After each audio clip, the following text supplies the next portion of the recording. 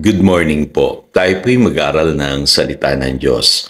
1 Timothy chapter 4 verse 8. May pakinabang sa pagpapalakas ng katawan, ngunit ang pagsusumikap na maging makadiyos ay mapapakinabangan sa lahat ng paraan sapagkat ito'y may pangako hindi lamang sa buhay na ito ngayon, kundi maging sa buhay na darating.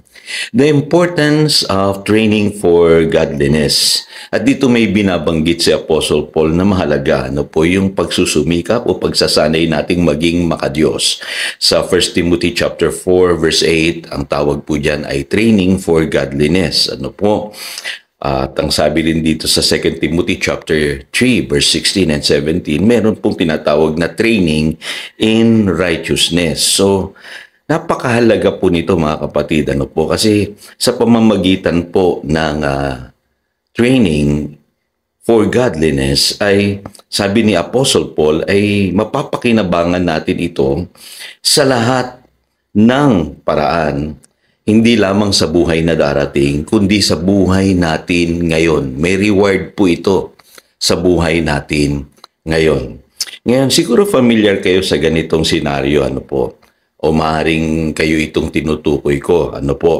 Yung nagsisimba ka naman linggo-linggo, nagsiserve ka sa ministry, in fact, kasama ka pa sa choir o sa praise and worship ministry, pero para bagang hindi mo nararanasan yung breakthrough sa iyong buhay. Sabihin mo, Pastor, tagal ko na sa ministry, matagal na akong musician, matagal na akong usher, matagal na akong nagsiserve sa Lord. Pero bakit ganun? Parang walang nangyayaring breakthrough sa aking buhay. Hindi mo na-experience yung sinasabi dito na pakinabang sa buhay na ito.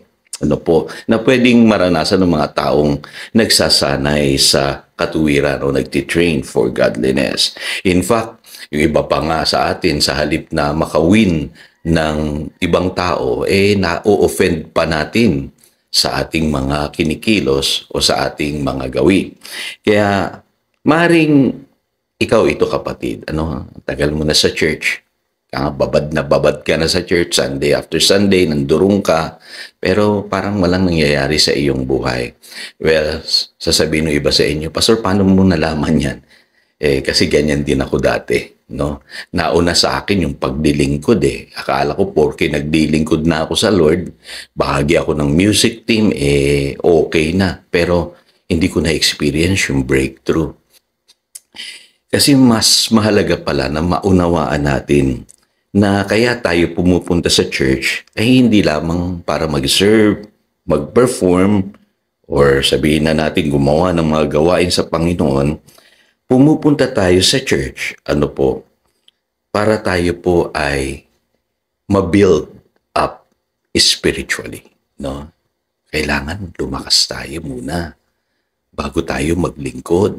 Yun ang sinasabi ng Ephesians chapter 4, verses 11 to 12. So gusto ng Lord na bago tayo dumating doon sa paglilingkod, pagsiserve, kailangan build up muna tayo spiritually. Kaya mapapansin nyo, yan ang dahilan kung bakit mas pinaboran ng ating Panginoong Hesus si Mary kaysa kay Martha. Mababasa nyo yung kwento nila dun sa Luke chapter 10 verse 38 hanggang 42. Kung mapapansin din ninyo, si Mary, wala namang ginawa, hindi umupo lamang at nakinig sa ating Panginoong Hesus. Pero bakit siya ang pinaboran ng Panginoong Hesus? Samantalang itong si Martha, napakasipag, Pero bandang huli, siya itong nabalisa, At napagsabihan pa ng Panginoong Hesus. Well, marami sa atin ang ganyan, katulad ni Martha. Inuuna yung ministry, hindi inuuna yung palakasin muna yung sarili spiritually. Kaya bandang huli, yun nga ang resulta, hindi maganda. At makikita natin, ayaw din ng Lord sa buhay natin na ganun tayo pagdating po sa paglilingkod natin sa Kanya. Jesus wants us to be spiritually strong first before we serve and perform sa church.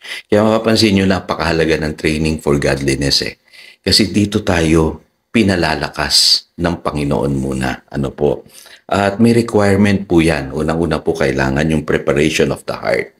Si Martha maring naglilingkod na siya, pero posibleng mali yung kanyang puso. Kaya nag-complain siya. Ano po?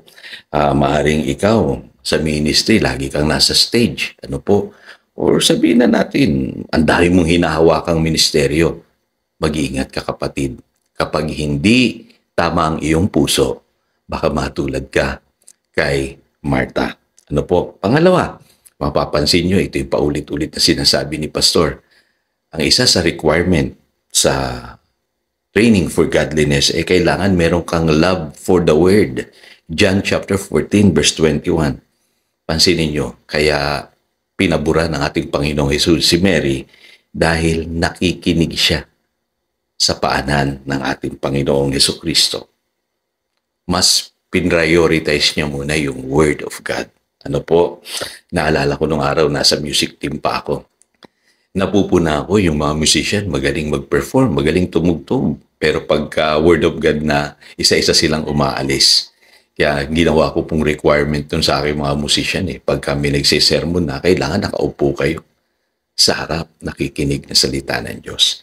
Kasi walang kwenta po yung ating mga talents.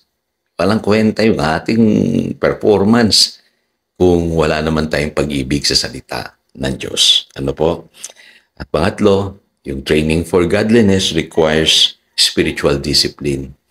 Kailangan ikaw disiplinado doon sa mga maliliit na bagay muna bago sa mga malalaki. Katulad ng oras, dapat hindi ka nalilate. Ano po? Kailangan sanay ka na makinig. Hindi yung ikaw lamang yung laging nagsasalita. Kailangan matuto ka munang magpakumbaba.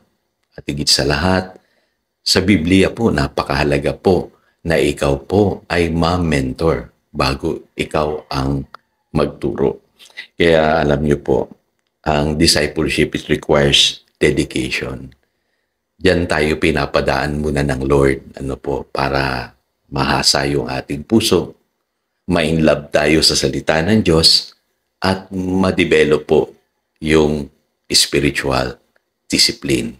Kailangan masanay muna tayo dyan bago tayo bibigyan ng Lord ng ministry. Tayo po'y manalangin. Dakilang Diyos, salamat po. At alam ko po, marami sa amin ang nakakaranas po nitong pinag-aralan namin ngayon. Tulungan mo kami, Panginoon, na mag-breakthrough sa buhay. Sanayin mo muna kami, Lord, sa godliness and righteousness. I-train mo kami, Panginoon, para kapag equip na kami, mas effectively kami makapaglingkod sa iyo. Salamat po, Panginoon, sa katotohanan ito. Ito po ang aming panalangin in Jesus' name. Amen. Again, ito si Pastor Jojo nagpapaalala upang daluyan tayo ng pagpapala, manatili tayo sa kanyang salita. Good morning.